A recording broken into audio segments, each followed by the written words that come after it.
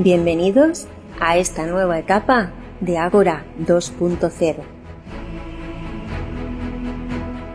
Ágora 2.0 tiene como objetivo principal la hermandad y el acercamiento de personas de distintas creencias y filosofías, ya que tenemos el firme convencimiento de que hay muchos aspectos que las unen. Nos mueve el deseo de confraternizar con todos nuestros hermanos como una unidad espiritual, con la certeza de que formamos parte de una comunidad global, independientemente cuáles sean nuestras creencias. Respetamos todo tipo de pensamiento honesto. Este es un lugar donde las diferentes filosofías y credos pueden compartirse y expresarse libremente. En este foro debe imperar siempre el respeto de todos y para todos. Sed bienvenidos a esta reunión de amigos.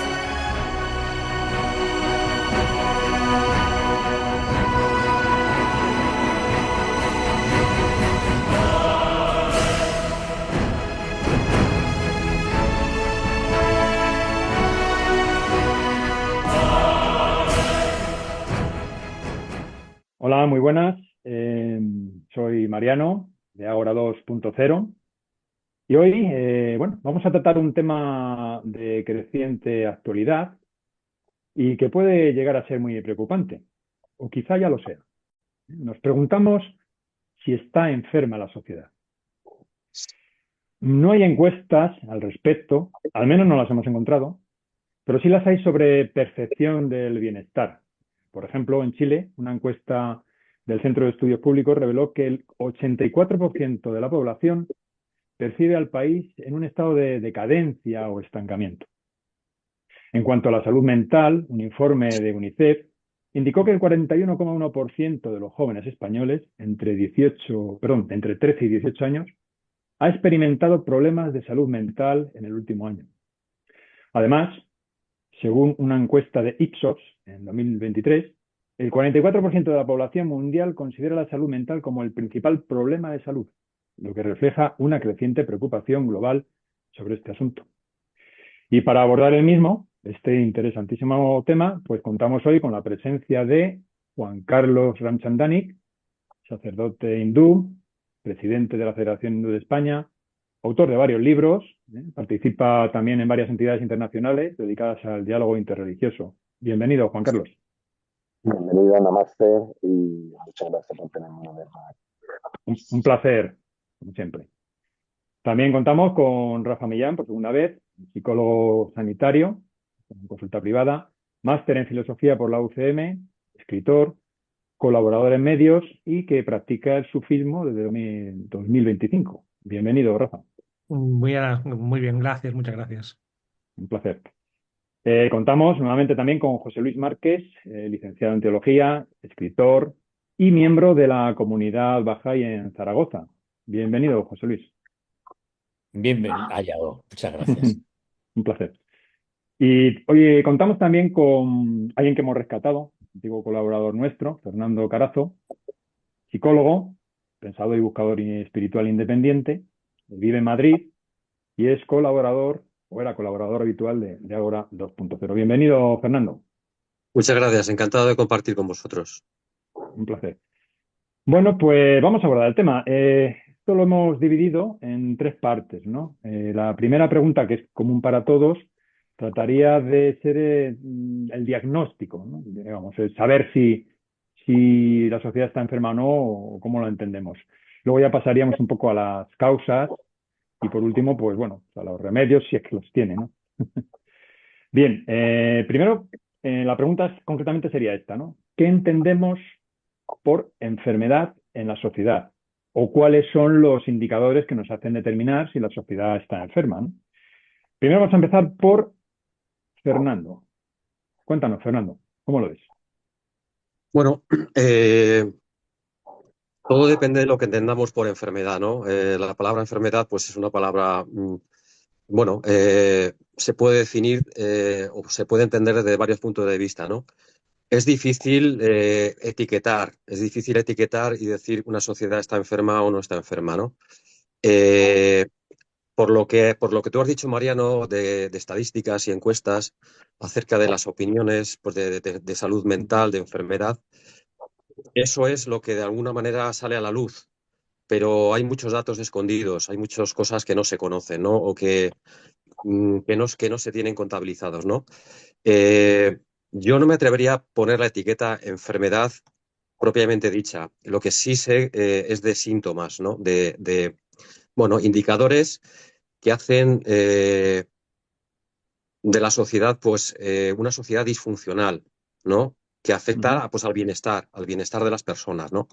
Tanto, bueno, de forma individual como colectiva, ¿no? Creo que en la sociedad sí que hay sufrimiento, ¿no? Y esos son, pues, las principales causas. Ya no, yo, como soy psicólogo, prefiero llamarle trastorno, ¿no? Más que enfermedad, pues, porque en psicología, psiquiatría se le denomina trastorno más que enfermedad, que lo es, ¿no? Yo si tuviera que definirme si la sociedad está enferma o no, yo diría que sí. Yo diría que sí. Lo que pasa que eh, eh, la sociedad o la humanidad desde que el hombre tiene los pies sobre la tierra, ha ido evolucionando para mí de una manera muy lenta, ¿no? Desde el estado animal bueno, hasta el estado actual, ¿no? Eh, Creo que no hemos avanzado. Yo lo asimilo pues a que estamos en una etapa como adolescente, ¿no? Como una etapa adolescente donde existen muchos altibajos, donde existe mucha confusión, donde existe mucho trastorno, etcétera, etcétera, ¿no? Creo, si yo tuviera que poner un diagnóstico a esta enfermedad, le llamaría trastorno límite de la personalidad. Ujú. Eh, Creo que la sociedad, en general, hablando en general, porque bueno, es decir, hay sectores de la sociedad pues más bien acomodados, sin este tipo de problemas. Pero bueno, teniendo en cuenta la globalidad, sí que creo que existe un trastorno generalizado. ¿Y cuáles serían Básicamente esos por, síntomas entonces, esas causas? O sea, pues perdón, los mira, síntomas, perdón. los síntomas, mira, síntomas bueno, de este trastorno, yo lo diría, pues, altos niveles de violencia, criminalidad, es decir, homicidios, agresiones, conflictos armados, terrorismo. En cuestión de desigualdad, pues, brechas económicas, derechos básicos como salud, educación y vivienda no están igualados, no están bien equiparados. Hay como tú has dicho, mucha tasa de salud mental, ansiedad, depresión, suicidio, adicciones. Hay muchos más. Hay muchos más. A nivel más colectivo, pues corrupción, individualismo, eh, demasiada falsa información, demasiada información que crea confusión pues a toda la sociedad, ¿no? En fin, falta de confianza en las instituciones. Hay muchos síntomas, hay muchos síntomas. ¿Qué eso lo podemos llamar enfermedad? Se le puede llamar. Yo básicamente lo mediría por el nivel o grado de sufrimiento que tiene una sociedad. Yo creo que hay mucho sufrimiento en la sociedad. Yo personalmente lo he comprobado pues cuando he trabajado como psicólogo en las clínicas y lo podemos ver también en los medios, donde el conflicto, donde está generalizado Ujú. por un montón de causas. Entonces, si yo tengo que definirme como si la sociedad está trastornada o está enferma, yo diría que sí, que sí. Ujú. Pero, pero lo relaciono como que estamos en una etapa adolescente y que tenemos que salir de ella. Como sociedad tenemos que madurar, ¿no? Y esa sociedad adolescente tiene que recibir ayuda, tiene que recibir una especie de ayuda bueno, no sé a qué tipo de ayuda, porque eso se puede profundizar más de quién Luego tiene que entramos en venir, eso, luego entramos en de eso. quién tiene que venir esa ayuda, pero creo que estamos en una etapa donde todavía la sociedad no ha madurado y no sé cuánto nos queda pues para llegar a una edad más o menos adulta Ya, ya, muy bien. como sociedad. Vale, vale, vale, muy bien, está claro. Eh, Estamos en una etapa de transición, ¿no? Muy bien, pues continuamos con la misma pregunta con Juan Carlos. ¿Qué opinas, Juan Carlos? ¿Estamos enfermos? ¿Cómo detectamos esa enfermedad? Bien, pues bueno, como siempre me gusta hablar desde la cosmovisión del hinduismo, que es la filosofía y espiritualidad que practico. La sociedad está enferma, está herida. Ya en los textos sagrados del hinduismo se predice que esta época es la que nos ha tocado vivir, que es Kali Yuga, la época de los conflictos, la época de la hipocresía, la época del descenso de los valores éticos y morales, ¿no? Y esta enfermedad eh, no es solamente una enfermedad como lo que podamos catalogar desde el aspecto estrictamente médico, ¿no? Se debe, entre otras cosas, pues la ira, como la gente está irascible por cualquier cosa, quiere pelear. Pensábamos que después del COVID la gente iba a ser más buena y creo que han salido con más revoluciones todavía, ¿no? La envidia que, bueno, campante, por desgracia, que es un concepto que siempre acompaña al ser humano, el apego excesivo a las cosas materiales, como hoy vemos en día, ¿no? Que la gente sale de su casa y se olvida el teléfono móvil, si tiene que volver 10 kilómetros, vuelve, ¿no? Cuando hace 20, 25 años podíamos tener una vida perfecta sin tener un teléfono móvil, ¿no? También es importante el papel de los líderes. No tenemos unos roles, unos modelos a quien seguir, porque a quien podemos seguir, ya sea un político, un cantante, un líder religioso, con el paso del tiempo a veces nos defraudan cuando su comportamiento no está acorde a las expectativas que nosotros teníamos, ¿no? Y, y bueno, es algo que nos ha tocado nos ha tocado a nosotros, en este cuerpo, en esta vida, que seguramente también existió en otras formas, en otras épocas, pero yo creo que independientemente de una de las herramientas principales que son la educación, eso es primordial, y no solamente me refiero a la educación académica, sino el enseñar valores, enseñar comportamiento, respeto, a ser un poco más desapegado, tener el concepto de vivir en el aquí y ahora y no estar tanto pensando en el pasado que ya no podemos volver o en un futuro que a veces es incierto, ¿no? Entonces, sí, vivimos una sociedad enferma, una sociedad que está herida. Yo no soy como mi otro compañero, algunos que soy profesionales de la sanidad, pero sí soy profesor de yoga. En mi centro han pasado más de 400 personas. A veces veía personas con buenos trabajos, buenas situaciones familiares y aún así sufren de depresión, de ansiedad, toman una serie de fármacos que ya son prácticamente adictos. Y luego también estuve 4 años dando clases de yoga en el centro penitenciario de Ceuta, donde encuentran a los presos que muchas veces incluso tienen a lo mejor ideas de progresar o tienen una mente más abierta de aquellos que están físicamente libres fuera de la prisión, ¿no? Pues eso, digamos, sería el concepto que yo tengo basado Ujú, en la enseñanza del hinduismo.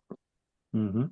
Muy bien, Juan Carlos, muchas gracias. Bueno, pasamos ahora a José Luis. ¿Qué opinas, José Luis?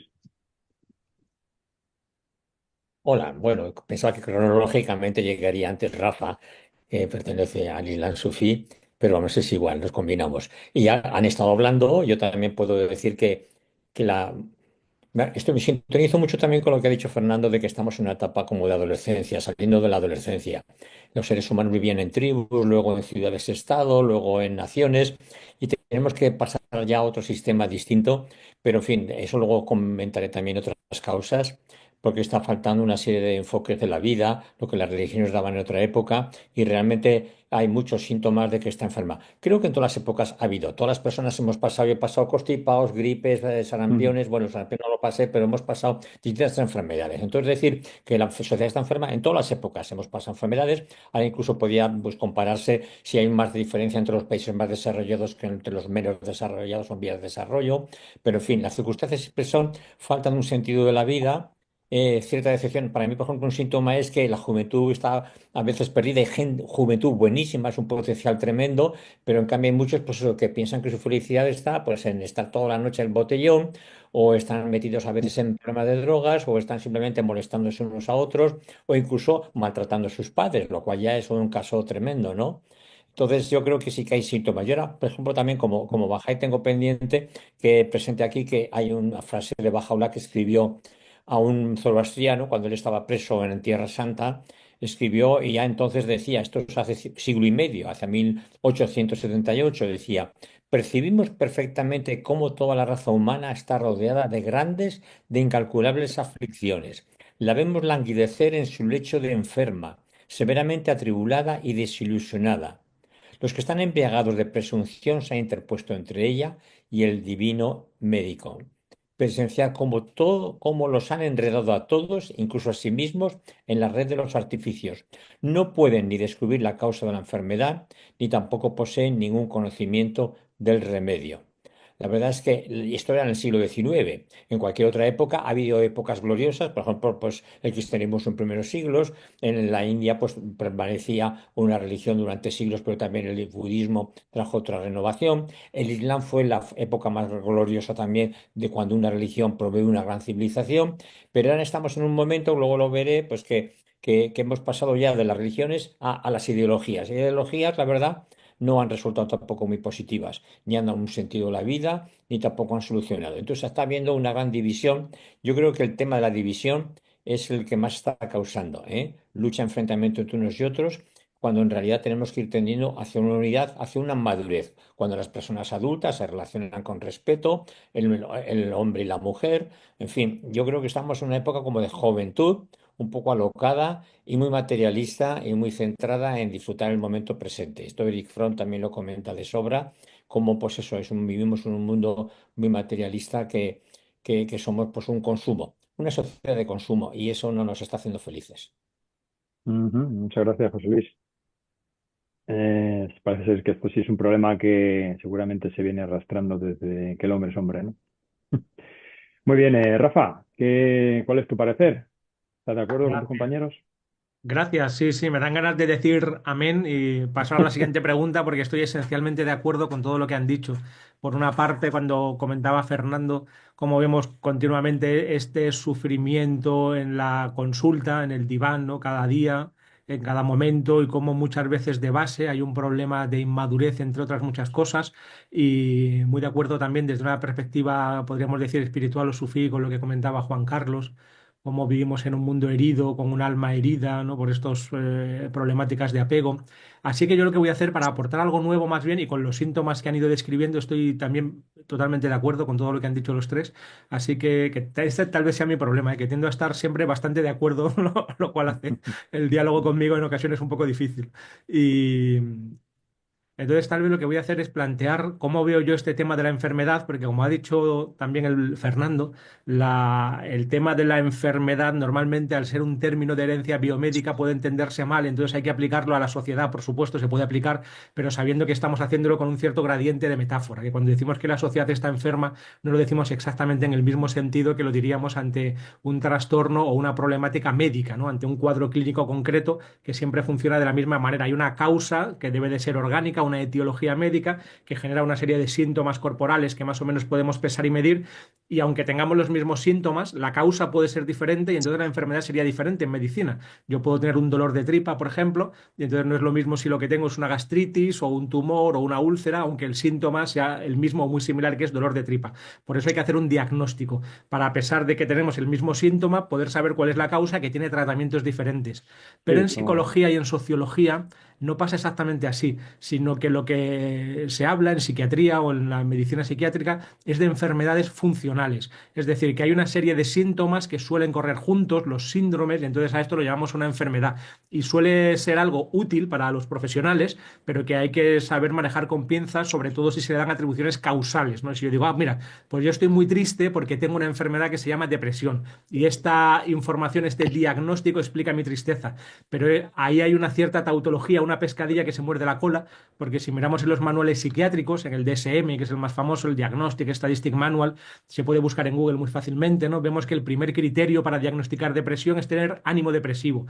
Y luego ya un montón de cosas que implican, pues que tengo insomnia o hipersomnia, que tengo problemas de alimentación, desmotivación, pues los síntomas que van con una tristeza y con un ánimo depresivo evidente. Es decir, estamos llamando depresión a estar muy triste mucho tiempo, ¿no? Hay un elemento un poquito tautológico.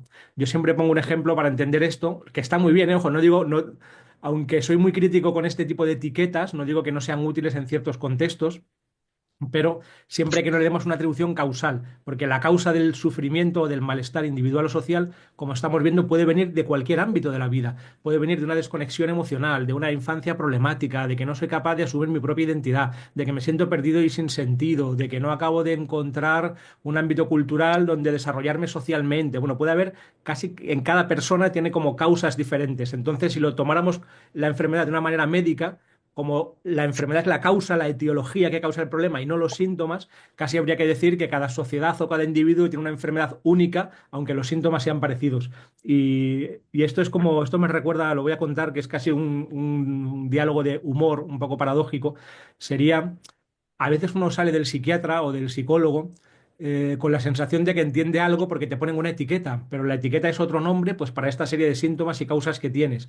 Y sería como ir a un médico si esto pasara en medicina orgánica, que con algunas enfermedades pasa, pero bueno, si esto pasara en medicina orgánica sería como yo describo un síndrome y digo, bueno, pues vamos a hablar del síndrome del dolor estomacal o de la doloritis tripal, cuyo síntoma principal es el dolor de tripa y luego cursa también pues con otros síntomas secundarios, que la persona tiene más hambre o menos hambre, que le cuesta dormir, claro, porque le duele la tripa, etcétera, ¿no? Y me invento este síntoma del dolor tripal. Entonces yo voy al médico con dolor de tripa y él me diagnostica doloritis tripal. Entonces yo salgo del médico, miro en el móvil rápidamente y digo, a ver, ¿qué es la doloritis tripal? Es el de la enfermedad cuyo síntoma principal es el dolor de tripa. Ostras, sí, lo ha clavado, esto es lo que me pasa y además me da problemas de, ¿no? Y entonces ya sé lo que me pasa. Me duele la tripa porque tengo dolor tripal. Entonces hay que tener mucho cuidado cuando etiquetamos o diagnosticamos en psicología y en sociología, no digamos, ¿no? Porque aquí se nos pregunta por las enfermedades sociales, de no caer en este tipo de paradojas, ¿no? Pero yo creo que hoy lo hemos hecho muy bien, que todo lo que hemos dicho ha aportado detalles interesantes y luego ya en la segunda pregunta intentaré explicar cuál quiero yo que es la causa o la etiología de todos estos síntomas con los que coincido y que habéis dicho bien, ¿no? Tal vez otros, por añadir uno mío, sería la falta de sentido, que yo creo que está... y tomar los medios por los fines, ¿no? Como hoy en día al vivir en un mundo en el que los medios se puede comerciar con ellos y comprar y vender, ya sea un teléfono móvil, un coche, un ordenador, parece que los medios son los fines mismos de la vida y se confunde pues tener un coche con la felicidad, ¿no? Te lo venden en una imagen en que yo voy pues eso, paseando por el coche, sacando la mano al aire, tal, como una imagen simbólica muy potente de una gran felicidad, entonces parece que el coche va a darme felicidad, que es el fin en sí mismo, o parece que el teléfono me va a dar comunicación social, ¿no? O parece que el ordenador me va a dar una extraordinaria capacidad para conseguir ciertas cosas cuando en realidad solo son medios e instrumentos y no fines en sí mismos, ¿no? Y el fin último sería obviamente espiritual, ¿no? O algo así. Ujú. Muy bien, muchas gracias, Rafa. Gracias. Interesante. Sí, esto además que dices de las etiquetas es que es verdad, ¿no? Parece que cuando yo le pones una etiqueta a un nombre a algo, ya, ah, vale, tiene esto ya. Bueno, pero que no, no quiero, me estoy curando, ¿eh? Porque antes era muy talibán antietiquetas, pero ahora me estoy curando, ¿eh? Que entiendo que hay ciertos contextos y yo llevo 20 años en clínica, que es lo que puede ser útil, por supuesto, ¿eh? Sí, sí. Muy bien. Bueno, vamos a pasar entonces aunque ya había mencionado un poquito por encima, vamos a abordar las causas.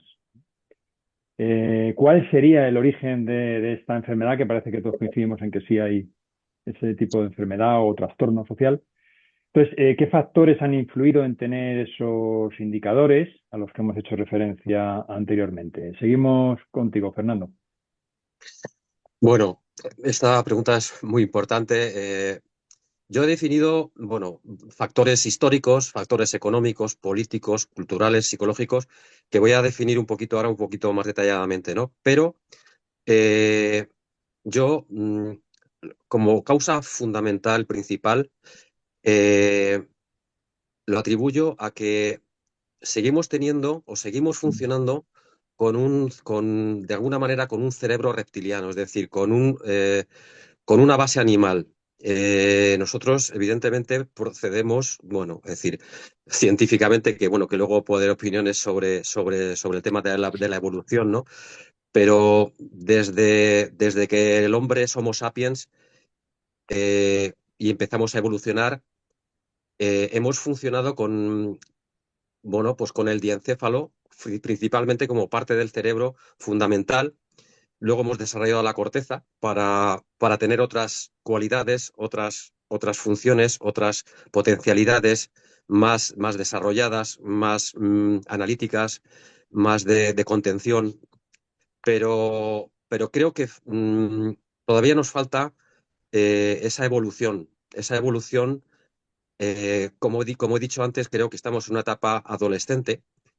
Estoy de acuerdo con José Luis, que ha dicho que siempre ha existido, han existido estos síntomas. Es decir, no es nada nuevo que creamos que la sociedad está enferma, ¿no? Creo que siempre ha sido así, ¿no? Eh, Cuando éramos, digamos, desde el principio, desde hace 300.000 años, que el Homo sapiens, pues es Homo sapiens, hemos luchado básicamente por la supervivencia. Hemos luchado por los recursos. Hemos creído en la escasez de los recursos. Entonces hemos tenido miedo. Hemos tenido miedo a no sobrevivir. Básicamente, los animales funcionamos en ese sentido como los animales. Es miedo a no sobrevivir, miedo a, bueno, pues a perder la vida, miedo a sobrevivir malamente. Entonces, ese miedo ancestral, es lo que todavía sigue funcionando en nosotros, ¿no? Eso para mí es la causa fundamental, ¿no? El miedo a la seguridad, es decir, tener seguridad en los recursos. El principio de escasez, seguimos teniendo el principio de escasez y lo vemos también a nivel global. Luchamos por los recursos, incluso a nivel nacional, ¿no? Unos países luchan por otros. Ahora estamos viendo que los Estados Unidos luchan por las tierras raras, es decir, por el petróleo, por el gas, por no sé qué, es decir, luchamos por los recursos. Y a nivel personal también luchamos porque tenemos miedo a perder, a no sobrevivir, a no subsistir, llamémoslo como quiera. Sobrevivir es a una sobrevivencia pues más amplia, ¿no? Es decir, a vivir mejor, ¿no? Para mí eso es la causa fundamental de nuestra adolescencia social, ¿no? Tenemos que perder ese miedo, tenemos que perder es decir, cuando aprendamos a compartir, porque los recursos creo que no son escasos, pero no creemos que son escasos, cuando empezamos a compartir y no a acaparar, pues posiblemente el tema evolucione un poco, ¿no? Para mí esa es la causa, básica. Todavía no hemos evolucionado lo suficiente como bueno, nuestra parte animal, ¿no? Todavía está ahí arraigada, ¿no? Pero bueno, básicamente existen o sea, para que esta enfermedad se perpetúe, hay factores históricos, existió y seguimos lidiando pues con lacras como las guerras, siempre se ha estado en guerras, colonialismo, modelos económicos desiguales, es decir, por el principio de escasez, pues unos más ricos, otros más pobres, y sistemas económicos, o sea, políticos, pues un poco corruptos y autoritarios, ¿no? Esos un poco los factores históricos. También hay factores económicos y laborales, que bueno, como bueno, materialismo excesivo por ese principio de escasez, ¿no? Tampoco hemos aprendido, bueno, es decir, como ahora mismo estamos en una sociedad global, todavía estamos, creo que nos hemos aislado como individuos, ¿no? Es decir, vivimos un individualismo excesivo, ¿no? Eso también es una cosa que perpetúa para mí estoy diciendo factores que perpetúan, porque la causa o el origen es lo que he dicho al principio, ¿no? Pero estos son factores que perpetúan un poco estos síntomas, ¿no? Y ahora mismo están perpetuando estos síntomas pues estos factores culturales, individualismo excesivo. Ahora mismo existe un exceso de información, de información, o sea, estamos sobresaturados de información, información falsa. Y esto genera pues mucho, o sea, esa confusión genera estrés, genera ansiedad, genera polarización. Por supuesto, los factores psicológicos y emocionales también perpetúan este estado, ¿no? Estrés y ansiedad colectiva, esto es así, ¿no? Como sociedades también tenemos, de alguna manera, una crisis de identidad, ¿no?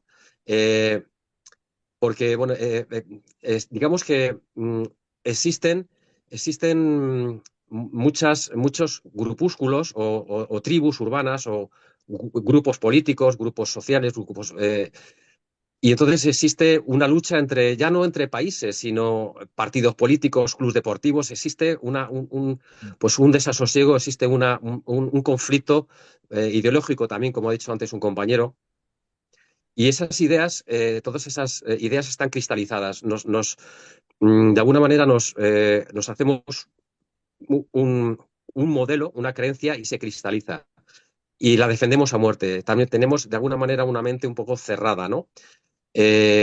Actitudes polarizadas, violentas. También se perpetúa por por una necesidad de pertenencia a un grupo. Nos afiliemos a un grupo y lo defendemos a muerte, ¿no?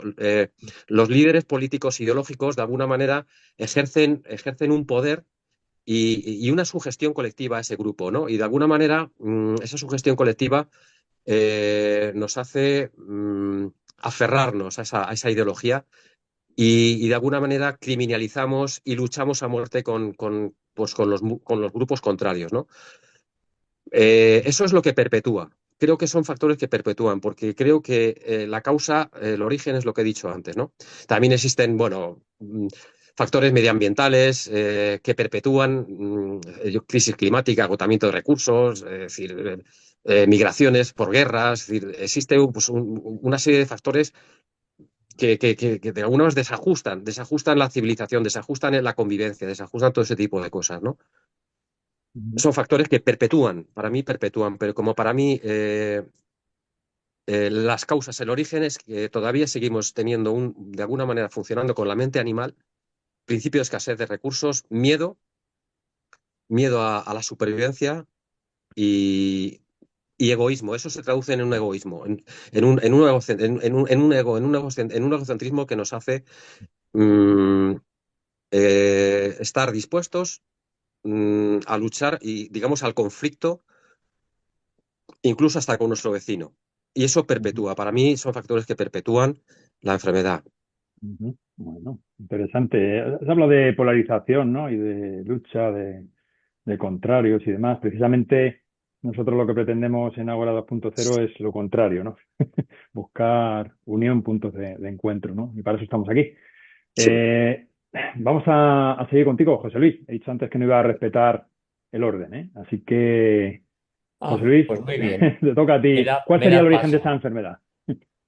A ver, yo quiero hacer me gusta mucho la historia, quiero hacer una generalización de lo que ha sido, digamos, los procesos civilizadores en la humanidad. Yo creo mucho el papel que han tenido en las religiones, no solamente las religiones, pues, por ejemplo, la filosofía de Confucio también fue transformadora y motivó el avance y el equilibrio político durante siglos en China. Lo mismo pues hicieron las religiones védicas en la India, luego vino el budismo, que también se extendió a todo Asia. Casos más próximos pues sería el cristianismo, ¿eh? El judaísmo pues como una cosa muy pequeña, pero que también el cristianismo para mí fue precisamente muy progresivo y muy acogedor en los 3 primeros siglos, pero luego en el siglo IV salió al poder, salió. El caso del Islam ya lo he comentado, que ha sido también pues, muy civilizador durante varios siglos y luego ha ido decayendo como una especie de Edad Media y de ahí no salen, ¿eh?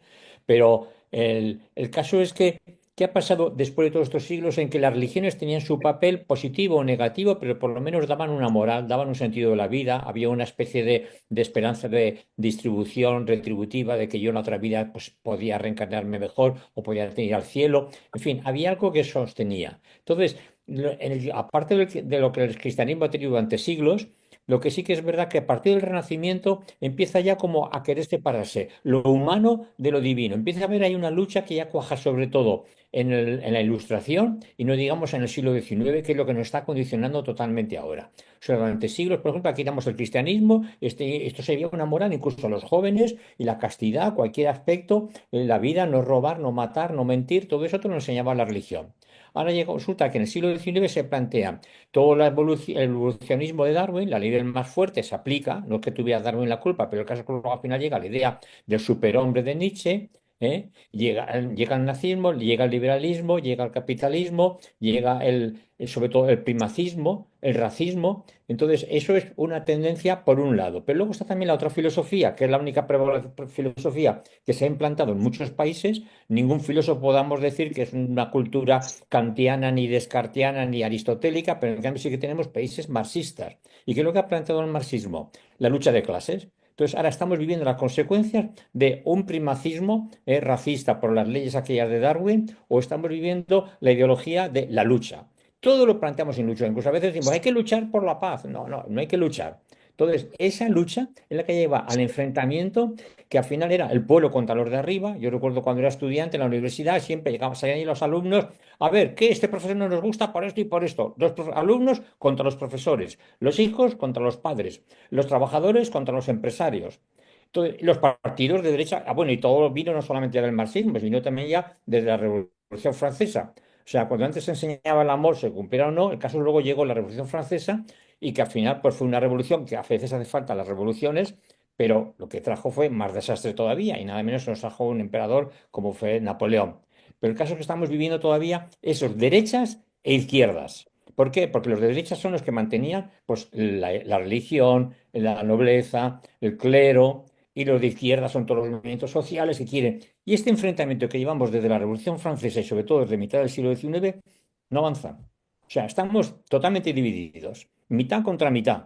Y lo estamos viendo todos los días en la política, lo estamos viendo en los bloques. Antes era la URSS contra el resto del mundo, ahora son otros dos o tres bloques. En fin, la división total por unas ideologías que nos han llevado al materialismo, a la supremacía de unos contra otros o a la lucha de abajo. Si dijeras, oye, luchamos todos los de abajo y conseguimos ya llegar a una dictadura del proletariado, qué bien, pues resulta que no ha habido ninguna dictadura del proletariado, ha habido una dictadura de unos líderes que están siendo dictadores, que pasan mucha hambre en Cuba, en Venezuela y en muchos otros sitios, ¿no? Entonces, yo creo que esto es un trasfondo. O sea, las religiones no tienen un papel ahora cuando deberían de tenerlo.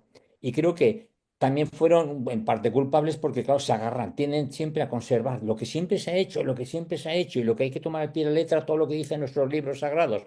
Yo creo que las religiones están haciendo muy bien era en renovarse y están haciendo muy bien ahora en sentirnos unidos.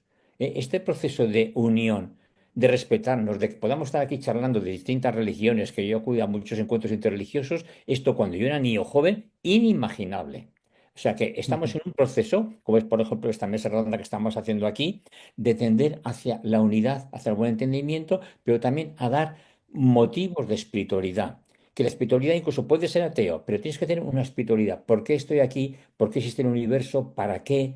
Todo esto, ¿qué cosmovisión hemos tenido? Pues diversas. Las cosmovisiones actuales ideológicas no están sirviendo. ¿Y los jóvenes qué cosmología tienen? ¿Qué cosmovisión? Yo creo que muchos padres no saben qué orientación darles para decirles, este es. A mí me gustaría, si cualquiera, sea de cualquier ideología política, da una cosmovisión adecuada a sus hijos, esto sería lo bueno. Mientras no solucionemos esto, una espiritualización de todos los seres humanos, ya digo, crean o no crean en Dios, pues estamos en un mundo materialista, pues no sé, un poquito animal, egoísta, consumista y enfrentado, sobre todo enfrentado. La ley del enfrentamiento perdura en todos los niveles de la sociedad y así no vamos a avanzar. Muchas A gracias, ver qué Jesús. dicen mis compañeros. Muy interesante el enfoque que le has dado ahora, sí. Bueno, pues vamos a ver qué dice Rafa. Venga, pues nada, una vez más, de acuerdo con los dos, con Fernando que ha hablado más bien de esas causas biológicas del egoísmo, que forma parte de nuestra naturaleza, porque también somos bichos, ¿no? Somos también seres biológicos y eso está en nosotros y siempre estaremos en esa fricción mientras seamos humanos, ¿no? Pues yo defino lo humano como el ser que está en medio camino entre lo absoluto y lo relativo, ¿no? Yo creo que con casi todas las grandes tradiciones, ¿no? Como entre las bestias y los dioses. Hay una frase del poeta Lin, no, de Nicanor Parra, el poeta chileno, que, bueno, él lo aplica a la mujer, ¿no? Pero lo podemos aplicar de manera un poco menos machista al ser humano en general, que dice que somos un terrible embutido de ángel y bestia, ¿no? Pues yo creo que esto es justo lo que somos y en estas fricciones estamos siempre, y por eso se da el drama de la historia humana que estamos viendo todo el tiempo. También muy de acuerdo con José Luis con sus causas históricas y sociológicas, y es verdad que yo creo que la mayor parte de los tiempos se han vivido a sí mismos como tiempos especialmente convulsos y problemáticos y siempre hemos estado liados en guerras y enfrentamientos de todo tipo. Luis Cencillo había hecho un estudio en el que buscaba una sola generación que se librara de una guerra, ¿no? Y prácticamente no se encuentra en la historia una única generación, digamos 40 o 50 años seguidos en un lugar en que no haya como algún tipo de conflicto, de barbarie o de guerra. Entonces esto al menos hasta ahora, tal vez porque estamos en la infancia de la humanidad, ojalá sea por esto, ¿no? Es con natural con lo que somos, ¿no? Entonces es muy difícil llegar y en nombre de la utopía, cuando hemos querido llegar a sociedades utópicas, ya sea por un extremo ideológico o por el otro, en que no haya guerras, casi ha sido peor el remedio que la enfermedad, ¿no? Entonces, yo aquí quiero ser muy realista con la naturaleza humana, que somos también animales, que somos también seres sociales y que mientras tengamos un aspecto limitado y relativo y no estemos en una yo que sé, en una total iluminación, en una disolución en lo absoluto, como se diría en el sufismo, y tengamos límites relativos, siempre va a haber como problemáticas y fricciones en este mundo de manera inevitable y vamos a necesitar leyes y estructuras de poder que nos organicen. Entonces, siempre vamos a tener esta sensación de que hay aspectos de enfermedad en la sociedad, ¿no? Es algo tan complejo, una cultura o una sociedad, que siempre va a haber, yo creo, ojalá me equivoque y de repente haya un mundo en 10 años o en 100 o en 1000 en el que reine como una perfecta armonía en esta tierra, aunque me parece que mientras sigamos teniendo la misma naturaleza humana, con las pulsiones inconscientes destructivas, etcétera, lo veo muy difícil, ¿no? Eso a lo mejor es para algunos, o debemos intentarlo al menos, tender a ello, pero como un horizonte que nunca se puede alcanzar o concretar del todo. Y entonces, espera que voy a leer la pregunta Sí, porque me he liado, le estaba sí, las escuchando. causas. Íbamos por cuál es el origen o las El causas origen, de... el origen. Ah, vale, pues yo voy a dar entonces para complementar esta visión biológica e histórica que han dado los dos compañeros, pues yo voy a dar mi visión más bien filosófica. Entonces yo creo que el problema de fondo hoy en día tiene que ver, en primer término, con la cosmovisión reduccionista. O sea, con cualquier forma de reduccionismo, para mí es problemática. Yo a esto lo llamo, a mí me gusta y es como intento leer la realidad desde la dialéctica del todo y de las partes. Aquí soy muy dialéctico y entonces creo que el problema que hay detrás de la gran mayoría de las problemáticas, si no de todas, es lo que yo he llamado la sinécdoque, que es la figura literaria en que se toma la parte por el todo. Y entonces, cuando tenemos una visión reduccionista y parcial en que estamos dejando fuera aspectos importantes de la realidad, al final siempre se acaba generando violencia, ¿no? Una sinécdoque biológica sería, por ejemplo, un cáncer en el que una parte del cuerpo quiere tomar la totalidad. Una sinécdoque política, pues sería un totalitarismo o un dictatorial en el que un grupo quiere imponerse violentamente a los demás. Y yo creo que también en psicología la gran mayoría de las problemáticas y en sociología vienen de este mismo problema, ¿no? De que hay siempre una mirada parcial que no tiene en cuenta la totalidad armónica de los elementos implicados, ¿no? Y por decirlo así muy rápidamente.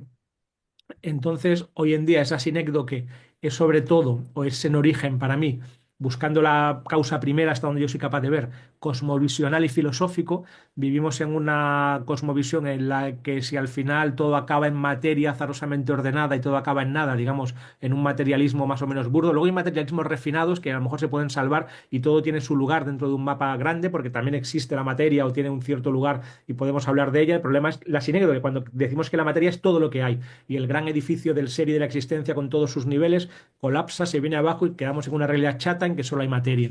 Entonces, para mí este es el problema de base que nos genera, de ahí vienen pues lo que decía antes, tomar los medios por los fines, que es otra forma de sinécdoque, de tomar la parte por el todo, porque si solo hay materia, solo lo que tiene valor material tiene un valor real, los valores universales que son inmateriales se olvidan, y esos valores universales que serían lo que en filosofía hemos llamado siempre los trascendentes del ser o los atributos divinos en la perspectiva más espiritual o más sufí, pues son pues eso, la verdad, la bondad, la belleza, la justicia, la conciencia, el ser, el amor, la misericordia, y todos están interrelacionados. No se puede tener unos si no se tienen otros. Y ninguno de ellos son materiales y además no son medios, sino fines. No se puede comerciar con ellos. Esto creo que lo dije en el anterior encuentro y lo digo ahora, me parece muy importante. Si yo quiero comerciar o vender o comprar cualquiera de los trascendentes del ser, lo convierto en su contrario, en su veneno. Si yo quiero comprar o vender amor, es lo contrario del amor. Si quiero comprar o vender justicia, es lo contrario de la justicia. Si quiero comprar o vender la verdad o la belleza, es lo contrario de la verdad o la belleza. Son ¿no? Los fines últimos, por definición, como no valen para otra cosa, son gratis. Entonces, en un mundo materialista y economicista, esto acaba un poco soterrado y es difícil de ver. Y esto genera también para mí esta cosmovisión materialista, sería la filosofía, sería la base, luego pondríamos encima otro nivel que sería la antropología, el modelo de lo humano, cómo nos vemos a nosotros mismos, y entonces genera un problema de identidad, porque yo creo que no podemos vivir humanamente en un mundo en el que todo es solo materia y que todo es para nada, ¿no? Como dirían los existencialistas, Sartre, tal, pour rien, para nada, ¿no? La vida entera es como una broma absurda que no tiene sentido ni va a ninguna parte, ¿no? Eso no satisface el alma y genera todo tipo de patologías. Yo siempre pongo también aquí el mismo ejemplo. Para alguien que sea totalmente materialista, es muy difícil entender cómo hoy en día todavía, ¿no? Aunque yo creo que esto está cambiando, gracias a Dios, pero todavía en ámbitos académicos es lo dominante, al menos en psicología y en psiquiatría. Pero para alguien totalmente materialista es muy difícil entender que alguien que ha cumplido totalmente el programa de la materia, que tiene pues 1,5 hijos, check, conseguido, hipoteca, un trabajo razonablemente bueno, dinero en el banco, y sin embargo está totalmente deprimido, no se quiere levantar por las mañanas, se siente completamente vacío. ¿Qué está pasando ahí? Pues que la materia no es lo único que hay. Desde una cosmovisión o desde una antropología más amplia, viendo más niveles en lo humano, es que si yo no soy capaz de dar un sentido a la vida y darle un sentido fuerte, incluso un sentido espiritual, es decir, buscar un todo en el que encajarme, porque el sentido es la forma en que la parte encaja en un todo como una nota en la melodía o una pieza en el puzzle, pues no merece la pena vivirse la vida humana. Si yo tengo una visión más amplia antropológica, entonces lo puedo entender, ¿no? Lo explico con un ejemplo y ya me callo, que sería el que siempre pongo, como imaginemos que unos alienígenas que tienen un modelo antropológico muy refinado, que saben perfectamente cómo funciona el ser humano, pero como ellos no digieren alimento de la misma forma que nosotros, sino que lo toman directamente de la energía o del aire o de la polaridad de la luz de otra, con otro sistema, no entienden que el ser humano tiene que comer cada día, ¿no? Entonces abducen a unos cuantos humanos y les meten en el paraíso para humanos, donde tienen todo lo que los humanos pueden querer, ¿no? Y Netflix 24 horas y todo tipo de cosas, pero no hay alimentos, porque ellos no han considerado que eso tenga relevancia. Entonces considerarían que estos humanos van a enfermar, ¿no? Primero empezarán a sentir debilidad, dolor en el estómago y al final acabarán muriendo. No podrán entender porque no está dentro de su modelo y de su esquema qué está pasando, cuando en realidad morir si no comes forma parte de la naturaleza humana más normal y cotidiana. Pues yo creo que está pasando algo parecido, como el paradigma está tan estrecho y solamente tenemos en cuenta el aspecto material o materialista en los ámbitos académicos, no se entiende que vivamos en un mundo enfermo porque faltan las dimensiones esenciales, ¿no? E igual que si no como cada día acabo muriendo de hambre, si no encuentro un sentido a mi vida, incluso un sentido espiritual, mi alma acaba muriendo.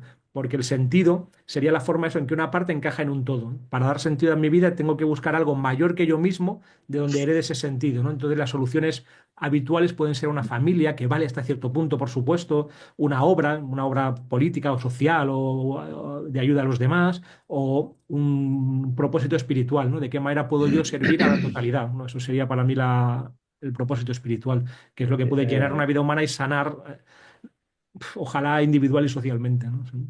No, no te nos adelante, Rafa, nos está dando El ya remedio, las vale, soluciones. vale, vale. No, pero muy interesante porque estáis dando, además, complementando distintas percepciones, ¿no? Y está siendo muy enriquecedor. Nos falta ya ver qué nos dice Juan Carlos para completar la ronda. ¿Cuáles son las causas de ese, cómo dijiste, Kali Yuga?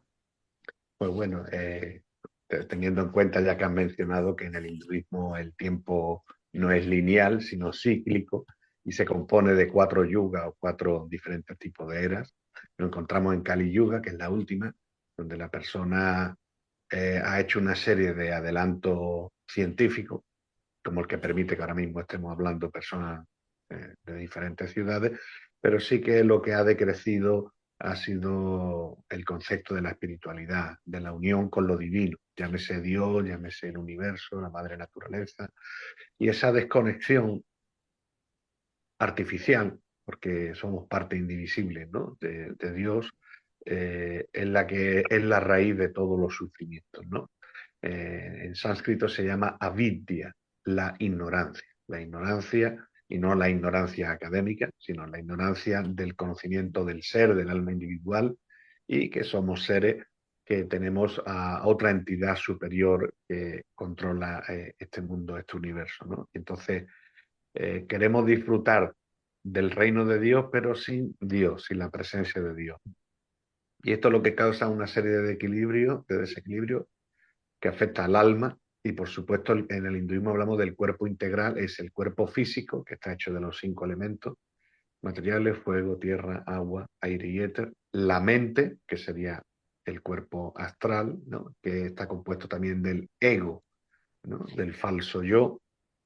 Y luego el verdadero ser es el alma, que es eterna y, como comentaba, creada e indivisible, parte divina, ¿no? Y esa cubierta material y el estar en este mundo material, cubiertos por las mayas, por la energía ilusoria, hace que no veamos la realidad y nos surjan Croda, la ira, loba, la avaricia, Kama, la lujuria, una serie de vanidades, digamos, que son inherentes a todas las personas, independientemente de su raza, de su religión, etc.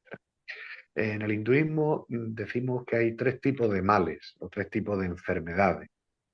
La primera es adideívica. Adideívica quiere decir aquellos males que nos trae la naturaleza. Por ejemplo, lo que hemos vivido no hace mucho, ¿no? Adana en Valencia, un terremoto, cosas que produce la madre naturaleza y que nos causan sufrimiento.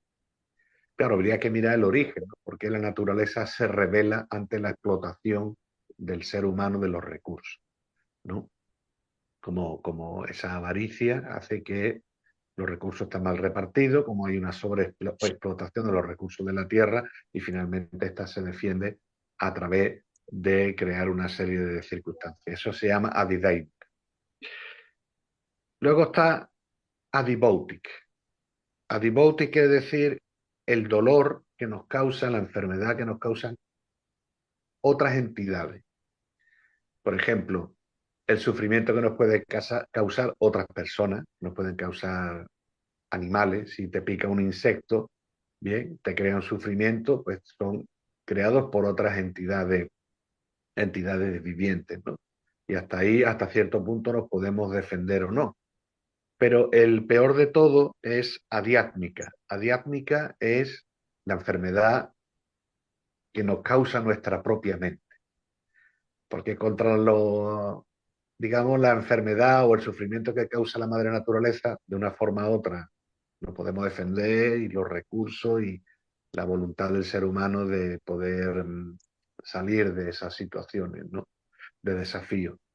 Contra otras entidades vivientes, si yo me llevo mal con mi vecino, me meto en la casa, cierro la puerta y ya está, ¿no? Pero ¿qué ocurre cuando la enfermedad está dentro en mi propia mente? Y no estoy hablando de enfermedad mental, que si tengo, una persona puede tener ansiedad, depresión, esquizofrenia, sino estoy diciendo de cómo la mente no entrenada puede ser nuestro peor enemigo. Entonces, la importancia de entrenar la mente. Y toda enfermedad comienza primero en la mente, luego se psicomatiza en el cuerpo, ¿no? Y esto afecta luego a la sociedad. Si yo me llevo mal, por ejemplo, con mi mujer, si yo me llevo mal con mi vecino, me llevo mal con mis hijos, me llevo mal con mis compañeros de trabajo, esto va enrareciendo los ambientes y esto se va creciendo de un nivel individual a un nivel social, nacional y mundial, porque finalmente todos los seres, de una forma u otra, estamos interconectados. Tenemos que partir también de la base que, de acuerdo al hinduismo, este mundo material, por mucho que nos esforcemos, nunca va a ser un lugar fácil, porque no es nuestro lugar para habitar eternamente. Se dice que en el mundo espiritual, lo que los musulmanes llaman Jannah, los cristianos el cielo, y cada religión en el hinduismo le llamamos Vaikunta. Vaikunta quiere decir el lugar donde no hay ansiedad, donde una persona deja de sufrir porque se desprende de un cuerpo material y regresa con Dios. Entonces, nosotros estamos aquí en este plano, en el mundo material que nos ha tocado vivir a lo largo de diferentes encarnaciones, de diferentes nacimientos y muertes, pero siempre vamos a tener presente, nosotros llamamos las 4 enfermedades o las 4 sufrimientos, que son Yama, el nacimiento, Mrityu, la muerte, Jara, Vali, la enfermedad y la vejez. Nadie está libre de esos 4 sufrimientos. Claro, la evolución del ser humano ha creado de que nuestra vida sea lo mejor posible, que la muerte sea la menos dolorosa posible y que se va a llevar lo mejor, tanto la enfermedad, con todos los adelantos que tenemos, y la vejez, ¿no? Sí que podemos ver, por ejemplo, en comparativa, y no digo que la India sea ejemplo de muchas cosas, pero sí podemos ver como en Occidente, pues muchas veces a nuestros mayores se les considera ya como personas inservibles y por una serie de circunstancias familiares muchas veces se meten a las personas en los asilos, ¿no? La residencia de personas mayores, y sin embargo en la India el ser anciano, el ser mayor es una virtud, es un símbolo de sabiduría. Y rara vez, ya sea porque no se lo pueden permitir o como una cuestión de lealtad, mantienen a los mayores viviendo en casa hasta su muerte, ¿no? Entonces, en general, y como la siguiente pregunta que nos plantean a todos, las soluciones. Tenemos que tener claro que este no es nuestro lugar idóneo. Nosotros estamos en una situación como si a un pez lo saca del agua. De un pez lo saca del agua y aunque tú lo metas en una pecera de oro, si no le pones agua, no puede respirar, va a estar incómodo. Entonces nosotros de una forma u otra siempre vamos a estar con diferentes grados de infelicidad en este mundo material. Como yo comentaba antes, gente con muy buenas posiciones económicas y sociales y aún así se ven abocados a la ansiedad y a la depresión por esa carencia de el aditivo o la especia de la espiritualidad que todos deberíamos tener en nuestra vida, ¿no? Más allá de designaciones religiosas. Entonces hay que volver a esa reconexión y ser también muy claro cuando se habla de desigualdades sociales, de que todo en realidad pertenece a una entidad suprema, a Dios. Nosotros no somos dueños de nada. De hecho, Dios nos ha puesto esta creación para que la cuidemos, para que nosotros podamos obtener de ella lo que nos sea necesario, pero no para sobreexplotarla, no para apoderarnos, creernos que todo es nuestro, ¿no? Es como los animales los ha puesto también no solamente para que se lo coman o lo sobreexploten, sino también para que nosotros cuidemos la fauna y la madre naturaleza. Y ahí está la raíz del problema. La desconexión de la espiritualidad, la desconexión de reconocer la existencia de un ser supremo. No voy a entrar si uno es masculino, femenino, si otra persona es una deidad, un dios personificado o es un dios abstracto. Eso ya cada religión y cada persona tiene su diferente forma de enfocarlo, ¿no? Pero ahí está la raíz del problema, la ignorancia y la desconexión de la divinidad. Muy bien, Juan Carlos, muchas gracias. Pues bueno, veo que sí, hay coincidencias también, sobre todo en estas dos últimas intervenciones me ha parecido. Vamos entonces a pasar a los remedios, a ver qué podemos hacer para curar estos males que nos adolecen.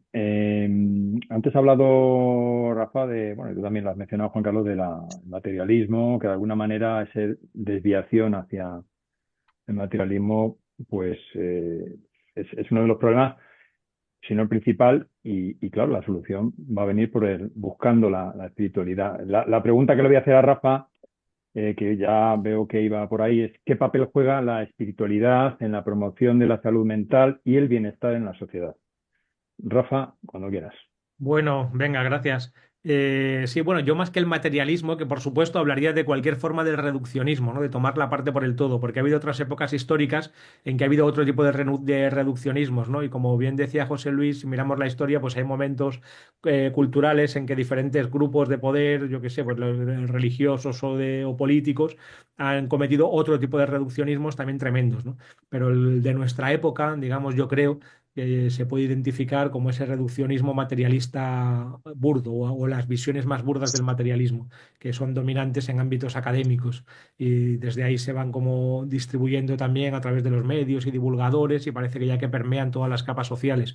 Y entonces la solución o el remedio sería dejar de tomar la parte por el todo para ir directamente al todo, es decir, esa solución espiritual, ver cómo puedo yo, como una partícula divina en el lenguaje de Juan Carlos, que en el que estoy encantado de escucharle, cómo puedo yo pues estar en eso, superando como ese error cognitivo básico de creerme que soy un ser individual separado o un ser autónomo, ¿no? Para mí es evidente que somos eso, que somos un aspecto o un gesto de un gran ser, que es el ser divino y único, pero bueno, ni siquiera hace falta llegar hasta ahí. También como humanidad somos una sola cosa, tenemos al final un solo padre y una sola madre de alguna manera, o compartimos tanto como humanidad, ¿no? Como la misma vida, el mismo ADN, las mismas estructuras, que todos somos como hermanos. Y yo ahí quiero ser un poco utópico, como José Luis, esperar que tal vez llegue un momento y un mundo en que todos podamos ser hermanos, ¿no? Y podamos superar las guerras y las confrontaciones, ¿no? Ojalá sea así. Y entonces, para responderte en concreto a mi pregunta, que sería ¿qué papel juega la espiritualidad? Bueno, yo también soy crítico con el término salud mental, porque creo que la salud debe ser integral, ¿no? Porque a veces como heredamos el término mental en Occidente de unas ciertas concepciones racionalistas y médicas. Parece que la mente es el discurso mental, cognitivo y racional, cuando también tiene que haber es una salud corporal, emocional, afectiva, social y yo diría que hasta espiritual. Entonces preferiría hablar de salud integral y para mí la espiritualidad juega un papel esencial, porque la espiritualidad es el todo que da sentido a cada una de las partes. Si no tenemos el conjunto de la melodía, cada una de las notas sueltas no significa nada, es un pitido o un ruido absurdo. Si no tenemos la imagen del puzzle, cada una de las piezas no significa nada. Si no tenemos un absoluto o una totalidad al que referirnos, al final todo se diluye y nada significa nada. Sin el todo, nada es para nada. E igual que la parte está en el todo, fractalmente si queremos, también está en la parte. Entonces, la espiritualidad entendida como yo la entiendo, que sería como intentar como parte encajarme en una totalidad mayor y al final en la totalidad última, es la esencia y el sentido mismo de la vida. Entonces, sin eso no tenemos nada y todo se irá como degradando. Podríamos decir que en un lenguaje teísta lo podríamos ver de otra manera, cómo ponerme al servicio de lo divino, ¿no? Cómo estar yo al servicio de lo más alto o de lo más grande, de lo divino. Y sí, sí, yo creo que esto sería, ¿no? Ujú, Básicamente lo que tengo que decir, lo que tengo que aportar. ujú. Bien, bien. Conciso y concreto. Bueno, vamos a seguir. Siguiendo esta línea de la espiritualidad, le voy a preguntar a Juan Carlos, eh, que él es, bueno, pues hinduista y además, pues, bueno, un representante creo que bastante importante de esa religión. ¿Cómo pueden las tradiciones espirituales, filosóficas, contribuir a esa curación o a esa mejora de salud de la sociedad? Bueno, yo siempre digo eh, que la paz, ¿no? Ansiamos la paz universal, la paz mundial, pero la paz comienza primero por uno mismo, ¿no? Entonces, primero uno tiene que estar en paz consigo mismo, para estar en paz con su pareja, con sus hijos, con los vecinos, con los compañeros de trabajo, y ahí vamos haciendo una transformación paulatina de la sociedad en sí, ¿no?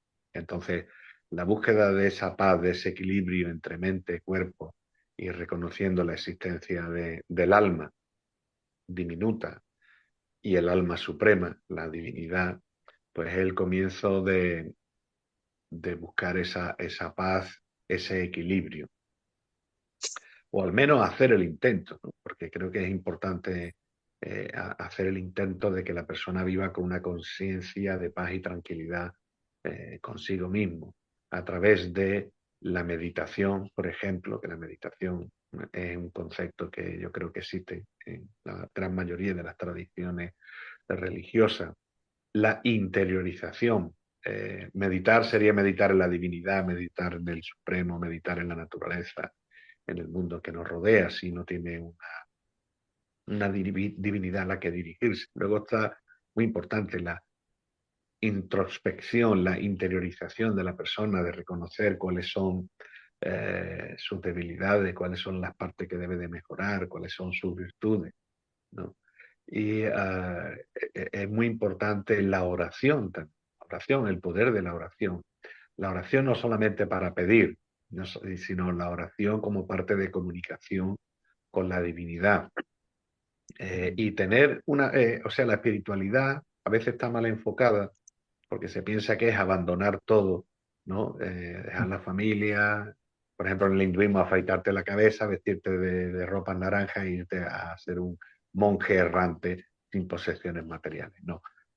Hay esa posibilidad para quien la quiera llevar, pero es vivir en sociedad, vivir en familia, vivir el que lo desee en matrimonio, en pareja, y tratar de, además de su trabajo, bien, en el hinduismo tenemos 4 metas en la vida. Dharma, el Dharma son los deberes, tanto religiosos como no religiosos, con nuestros deberes prescritos, como puede ser el deber con mi familia, el deber con mi comunidad, el deber con mi país. Y luego está el Sanatana Dharma, o el deber eterno, que es establecer y promocionar mi relación individual con Dios. Luego está Artha. A veces se piensa que el hinduismo es una religión ascética que tiene que abandonar todo, como yo decía. Toda persona necesita de tener unos ingresos, de tener una economía mediante ingreso de un trabajo honesto que sirva también para aportar a la sociedad. Luego viene Kama. Kama y la palabra kama significa disfrute, y todos estaréis familiarizados con el texto del Kama Sutra, ¿no? El famoso texto sobre sexualidad que tiene 2500 años de antigüedad, ¿no? Entonces, después de cumplir con mis deberes religiosos, después de trabajar fuerte, duro, me viene el disfrute, disfrute dentro de unas limitaciones, dentro de unas regulaciones donde me permita disfrutar de mi esfuerzo.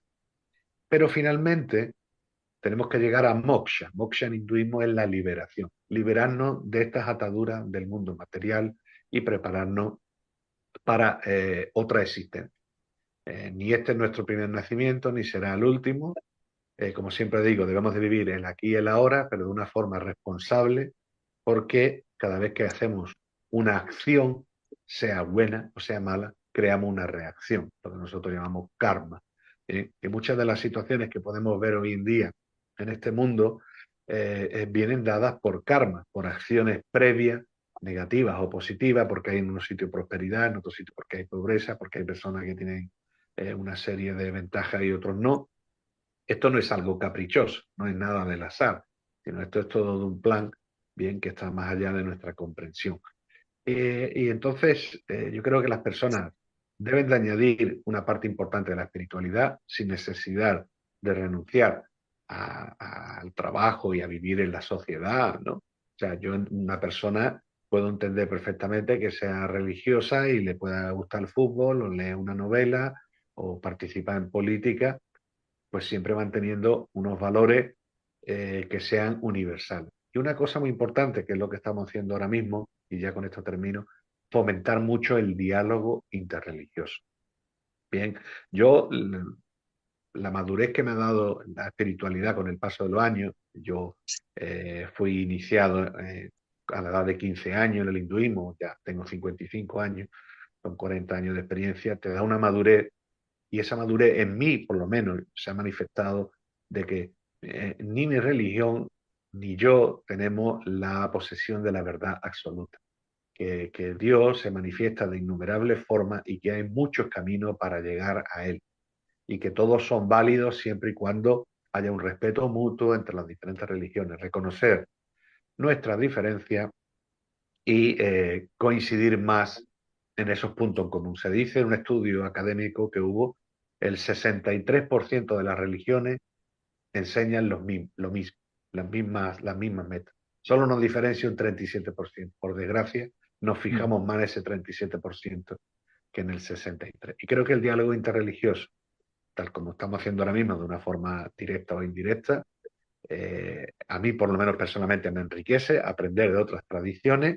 Habrá siempre diferencias teológicas irreconciliables que tenemos que dejar a un lado, y las religiones tenemos mucho bueno que aportar a la sociedad y ayudar a aliviar, si no quitar esa enfermedad que hablamos, ese sufrimiento, es imposible de erradicarlo por completo, sí aminorarlo, aliviarlo, que sea lo mínimo posible. Gracias. Muchas gracias a ti, Juan Carlos.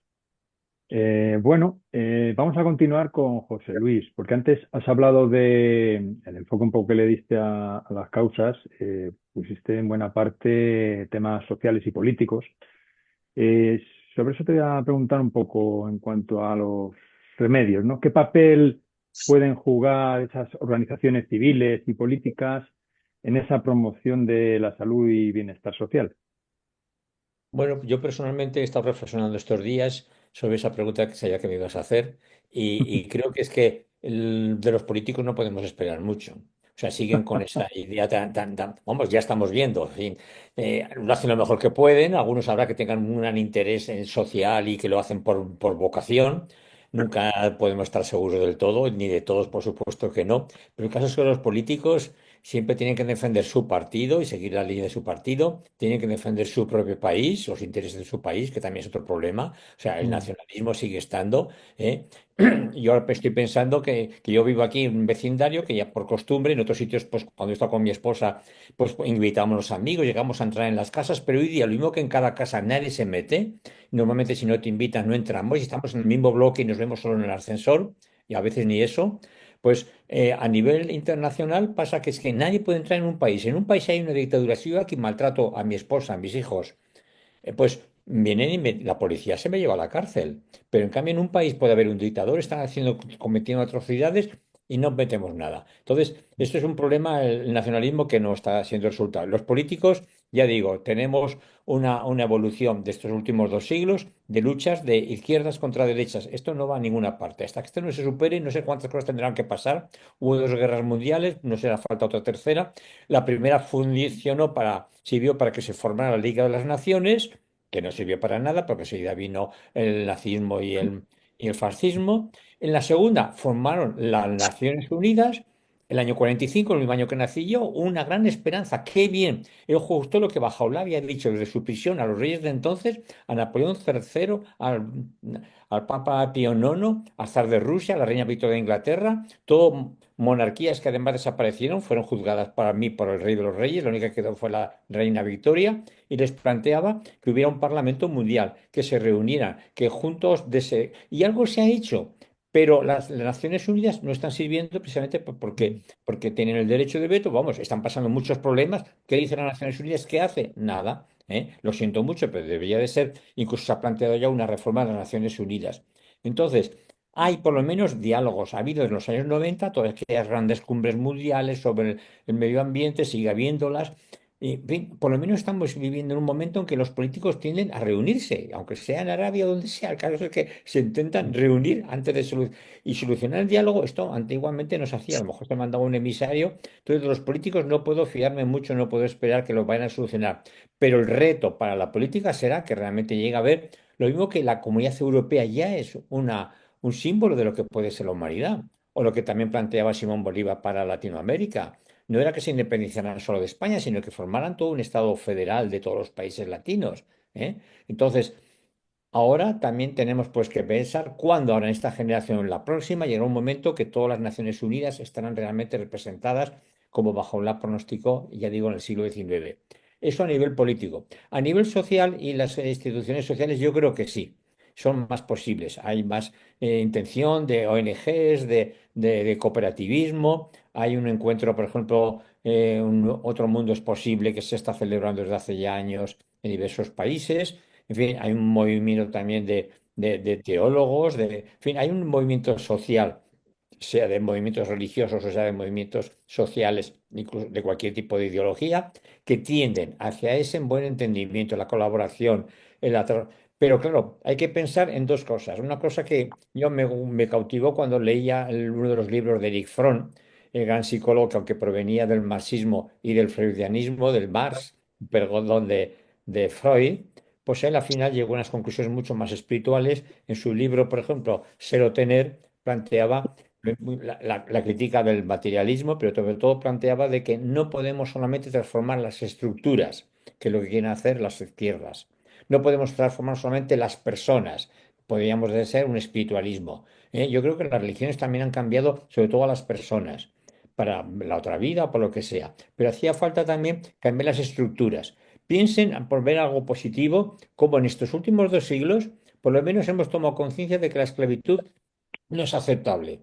Ningún ser humano puede ser dueño de otro. Sigue habiendo esclavos de mucho tipo y mucho proletariado mal utilizado o dominado, pero hemos tomado conciencia. Hemos tomado conciencia de que los hombres no son superiores a las mujeres. Hemos tomado conciencia de que una raza no es superior a las demás, de que una religión no es superior a las demás. Entonces, hay cambios pequeños en la sociedad de que estamos teniendo una nueva mentalidad. Yo quiero ser optimista en ese sentido, pero habrá que cambiar las estructuras difícilmente, pero habrá que cambiarlas hacia otro sistema mucho más como la Comunidad Europea, que tengamos todos unas mismas leyes, tengamos todos un mismo beneficio de un sistema de sanitario, en fin, cuando haya todo una, como dice Bajaola, la Tierra es un solo país y la humanidad sus ciudadanos, pues realmente tiene que haber como un gobierno mundial que no será algo malo. La gente, la palabra nuevo orden mundial, que Bajaola la utilizó incluso en sus escritos, pues está mal entendida, pero realmente tenemos que tender hacia un sistema comunitario mundial en que todos los recursos sean de todos, como está pasando ahora dentro de un país. Eso que pasa dentro de un país debería de pasar. Este es el cambio en las estructuras, pero también hay que cambiar a las personas. Lo que decía Eric Fromm, hay que cambiar las estructuras, pero también hay que cambiar a las personas. Una mentalidad de que somos ciudadanos del mundo y un enfoque de servicio, que yo creo que en esto sí que las religiones y lo que estamos intentando también pueden hacer un gran papel. que cada uno se transforme, que eduquemos a las nuevas generaciones con un sentido, como hemos comentado en otros encuentros, de sentir la felicidad en hacer felices a los demás. Por ambos sitios iría, pero más creo que la sociedad, los movimientos sociales y las religiones van a poder hacer a la larga más que los políticos, que también lo harán, pero cuando cambien mucho esas estructuras que hemos tenido en este momento. Ujú. Muchas gracias, José Luis. Creo que tu confianza en los políticos es bastante compartida. Me da la sensación. Bueno, Fernando, te toca. Vamos a ver qué nos propones para la solución de esa cura a la enfermedad social. Bueno, difícil pregunta. Yo ante todo daría tiempo. Es decir, para mí la solución está en el tiempo. Es decir, no podemos tratar una enfermedad y curarla en un día, ¿no? Necesita tiempo.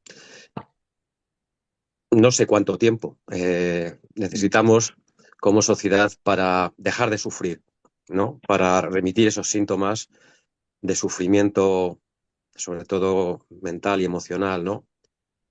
Pero básicamente la primera solución es ser pacientes, saber que, bueno, pues que vivimos en un mundo en el que vivimos.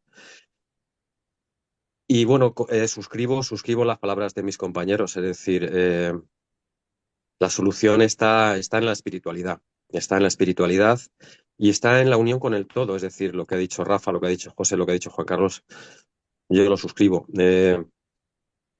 Necesitamos otra conciencia personal, que eso se traduce en una conciencia colectiva, ¿no? Necesitamos cambiar nuestras conciencias, ¿no? Eh,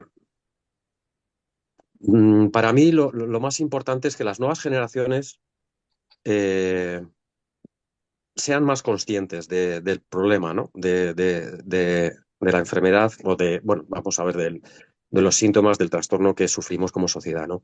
Y para eso, aparte del tiempo, que para mí es el fundamental, es la educación. Es decir, para cambiar nuestras conciencias, necesitamos una educación diferente. Aparte de lo que han dicho los compañeros, que lo suscribo todo, la educación, es decir, cambiar las estructuras, aparte de cambiar otras estructuras, pero para mí la más importante es cambiar las estructuras de la educación, ¿no? Vivimos o sea, ahora mismo la educación así en global, porque hay ciertas pedagogías que ya existen, que no están, o sea, que son muy útiles, que son muy innovadoras, que son más eficaces que las tradicionales. Aparte de bueno, es decir, cambiar las estructuras, pero sobre todo las educativas.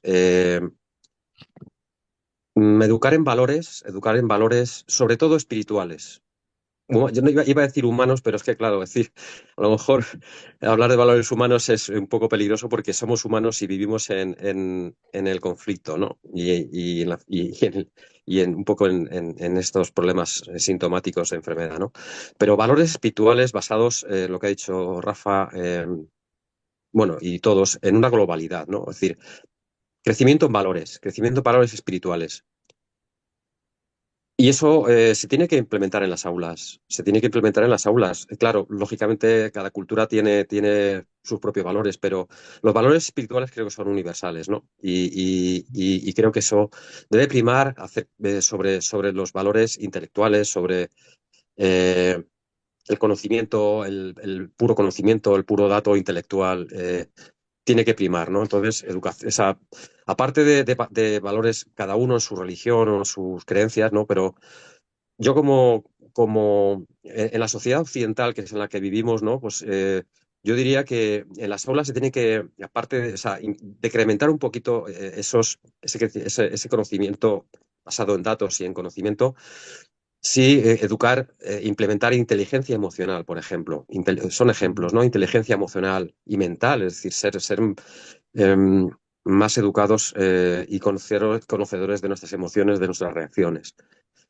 Eh, Implementar la educación en comunicación efectiva, saber comunicarnos, saber escuchar, porque para para cambiar y globalizarnos o entender a nuestro vecino, a nuestro hermano, necesitamos escuchar, porque yo básicamente en todos estos años bueno, y en las interacciones sociales, no solamente en consulta, ¿no? La gente necesita hablar, pero no sabe escuchar, necesita soltar hacia afuera, pero no sabemos escuchar, ¿no? Entonces, aprender a comunicarnos, eh, y eso, por ejemplo, educación en asertividad. Asertividad es saber decir lo que queremos decir, pero sin dañar a nuestro interlocutor, ¿no?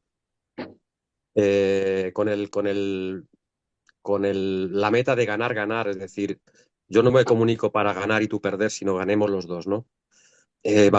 Saber educar en empatía a los adolescentes, a los jóvenes, ¿no?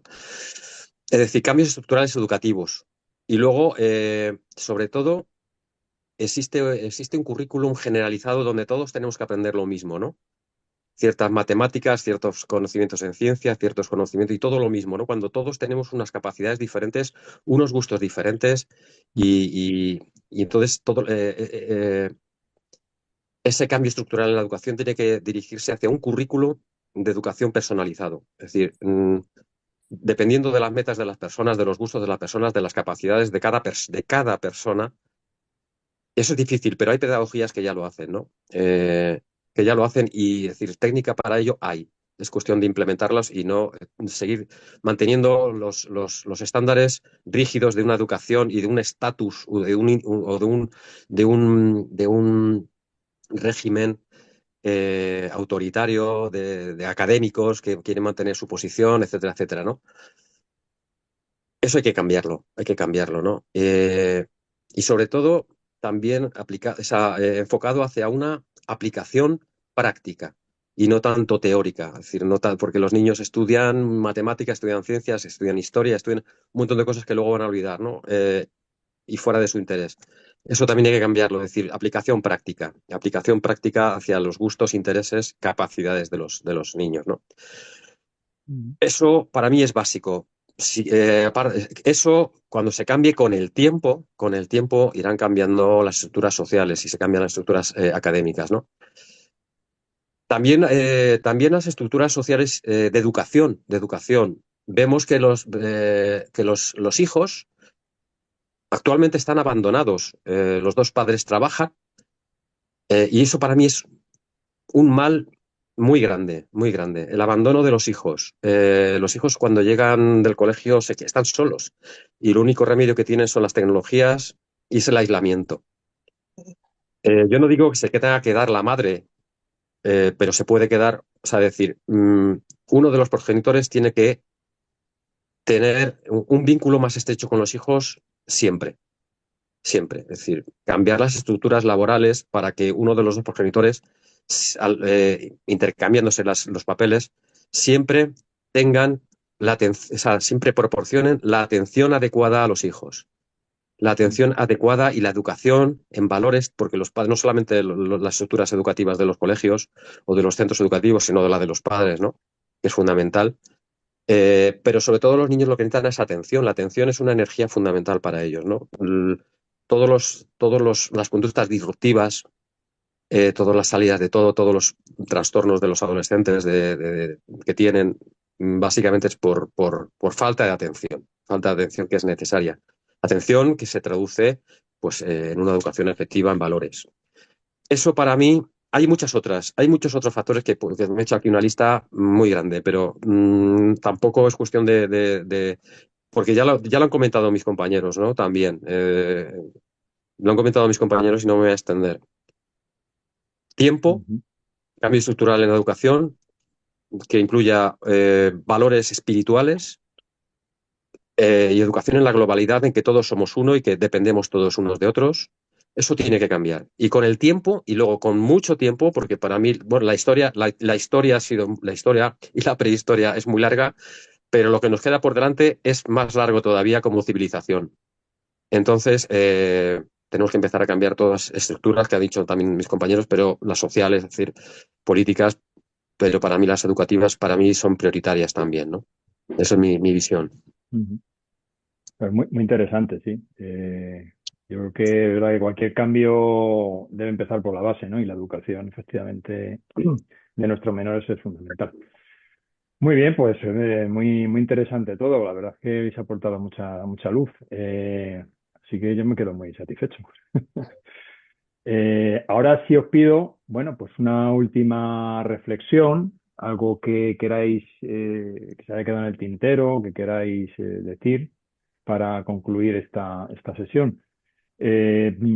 Aquí sí que no, ¿quién quiere empezar? No sé. Bueno, yo Eh, ya que yo he terminado, pues empiezo y ya acabo.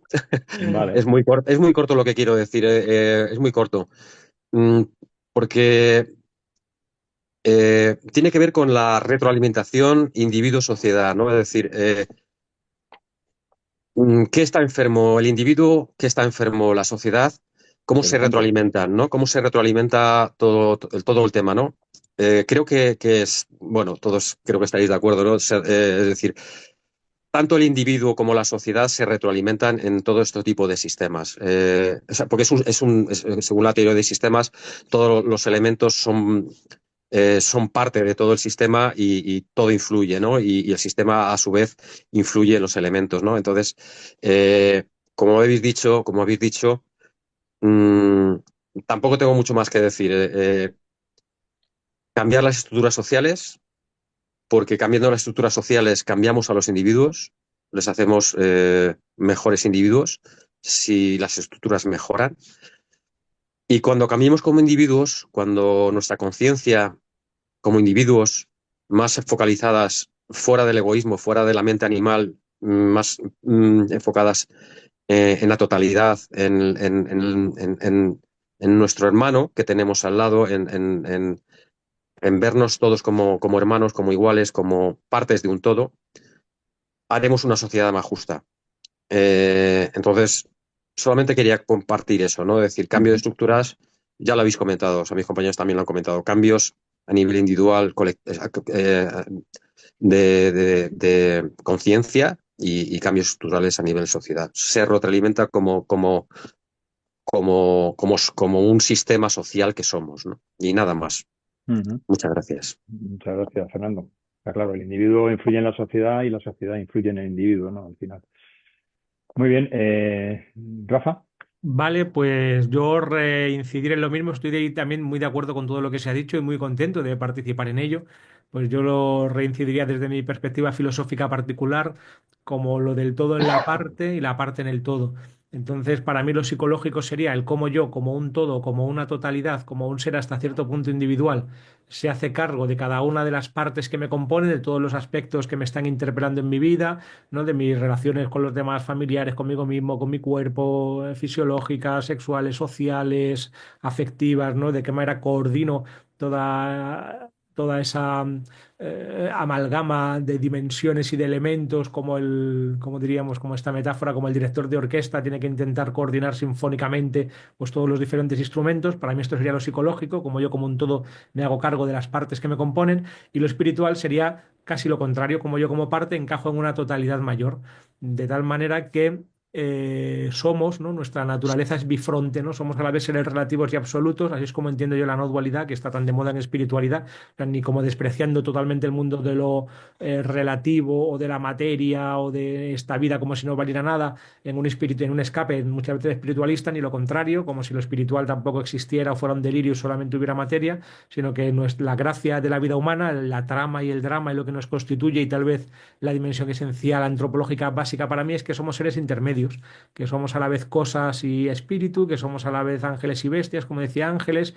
Entonces hay un principio teomórfico en nosotros, somos como la divinidad y a la vez somos seres muy pequeños y muy limitados, intentando entender de qué va todo esto sin poder acabar de alcanzarlo nunca. Y en esa dualidad o en esa cualidad bifronte en que somos la membrana entre arriba y abajo, cielo y tierra, la interfase entre absoluto y relativo es donde se da nuestra vida. Y entonces, si lo enfocamos desde ahí, tendremos una visión más completa, ¿no? Ujú. Interesante, muchas gracias. Gracias. Eh, Juan Carlos.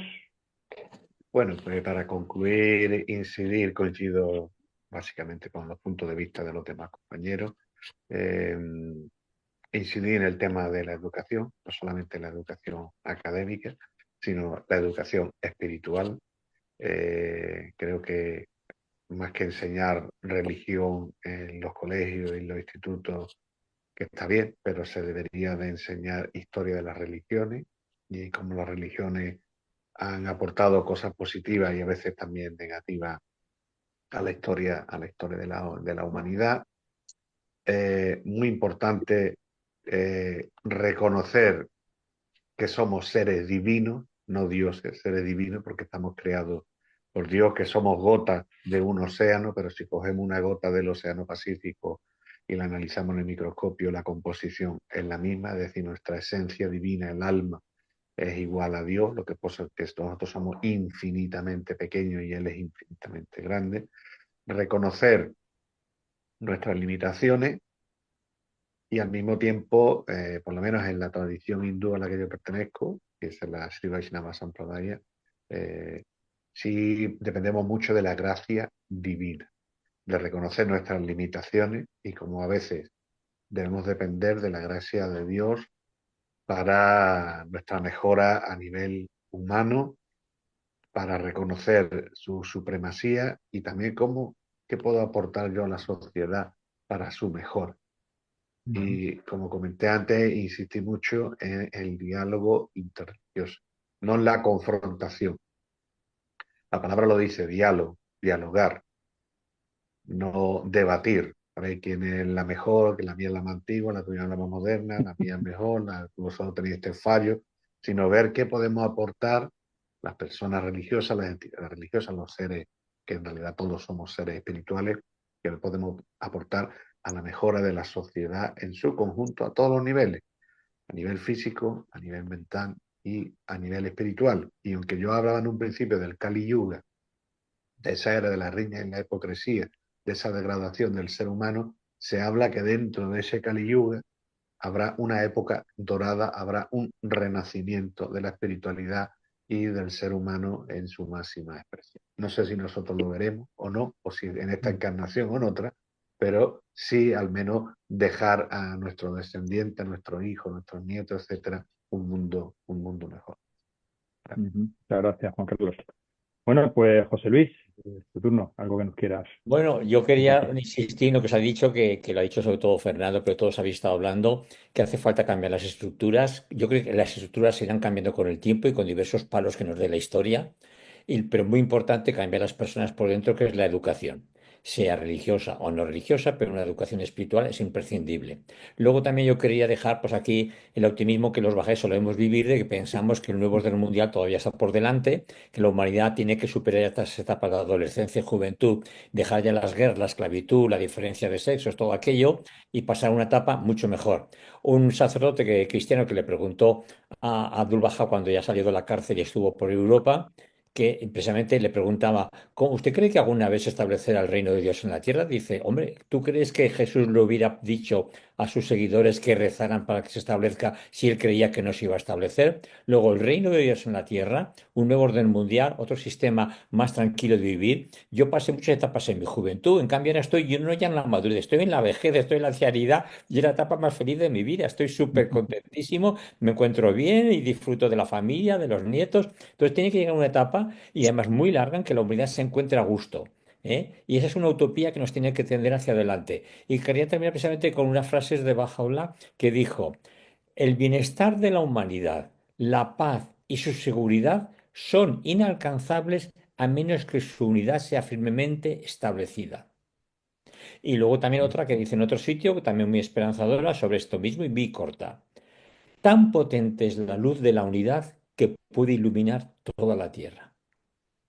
Así que Ujú. hacia eso vamos, hacia la unidad, que nos entendamos como dentro de una buena familia, como un cuerpo humano, esa frase que de un poeta persa Sadi que está en las Naciones Unidas, al final pensaban que estaba allí grabada, la que está grabada es la de las hoces y las espadas, pero llevaron un tapiz los persas que ponía un poema en que dice que somos como el cuerpo humano, y bajo también utiliza esa misma expresión, que si me duele una parte de mi cuerpo, ¿cómo no lo vamos a sentir todo el resto del cuerpo? Todos somos un cuerpo, todos somos una sola familia humana. Muy bonito, muy bonito, muchas gracias, José Luis. Bueno, pues muy interesante. Yo, a modo así un poco de conclusión, me quedo, no sé si ¿qué os parece?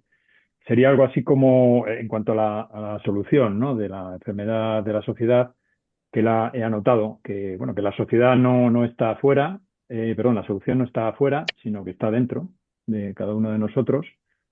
Y a través de cada uno de nosotros se tiene que producir ese cambio, digamos, personal, en el cual juega un papel muy importante la espiritualidad, la educación y, por supuesto, Dios, ¿no? Reconociendo esa divinidad.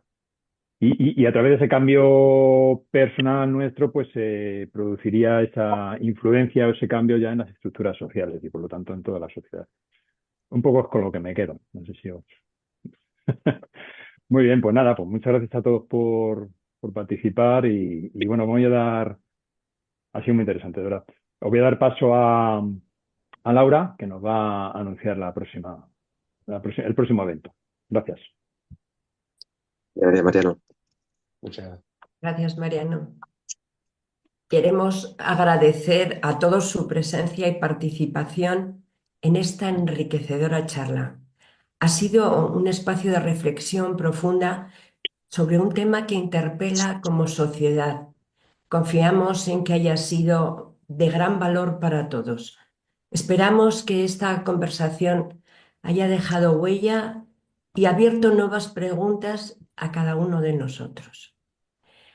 Los invitamos a nuestro próximo encuentro, que será el domingo 28 de abril y a través de nuestro canal de YouTube. En esta ocasión exploraremos un tema apasionante: la inteligencia artificial, sus pros y sus contras.